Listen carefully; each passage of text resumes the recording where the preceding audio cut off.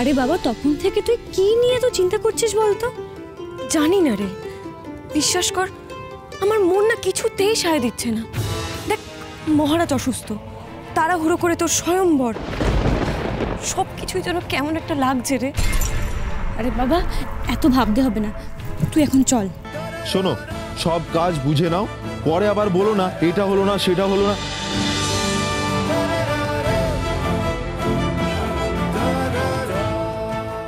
দেখেছিস, রাজকুমারীর বিয়ের জন্য পাকশালায় রান্নার লোক, মণ্ডপ সজ্জার লোক, যত্নআত্তের লোক সব রাজপ্রাসাদে নিয়ে আসা হচ্ছে। হ্যাঁ, রাজকুমারীর বিয়ে বলে কথা।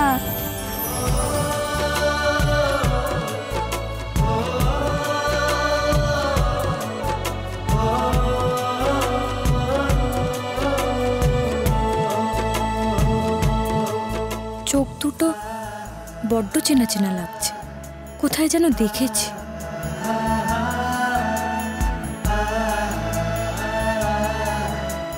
কি রে রূপমতি, তুই এখন এখানে দাঁড়িয়ে আছিস? চল, কত কাজ পড়ে আছে বলতো। চল চল চল।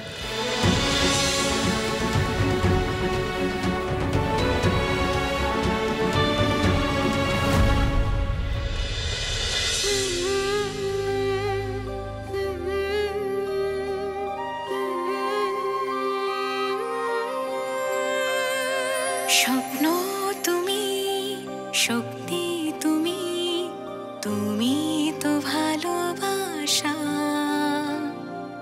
অন্ধকারের আলো হয়ে তুমি তো জাগাও আশা।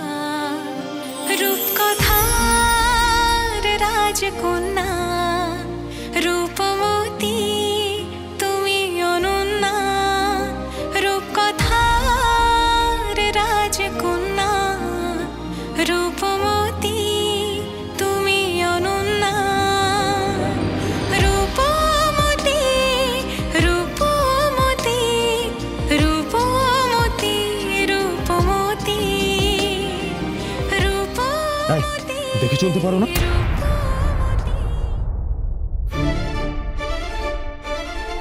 ক্ষমা করবেন রাজকুমারী, ক্ষমা করবেন, নতুন লোক তো। চলো চলো, হেসেলে অনেক কাজ আছে, এসো এসো।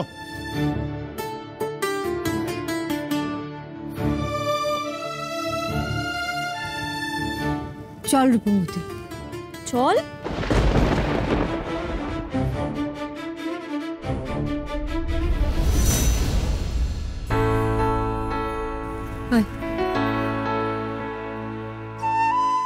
আমার মুখ ঢাকা সত্ত্বেও রাজকুমারী মনে হয় কিছু অনুমান করতে পেরেছেন।